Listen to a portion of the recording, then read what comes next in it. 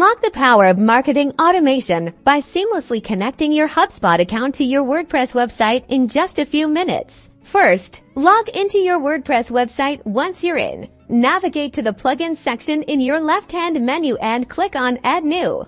In the search bar, type HubSpot. You'll see the official HubSpot plugin appear. Click the Install Now button. Once the installation is complete, click the Activate button. This will add the HubSpot integration to your WordPress site. Now, on the left-hand menu of your WordPress dashboard, you'll see a new HubSpot option. Click on it, then select Connect Account. This is where the magic happens. You'll be directed to a HubSpot login page. Enter your HubSpot account credentials and click Login. HubSpot will then ask for your permission to connect to your WordPress website. Review the requested permissions and click Allow.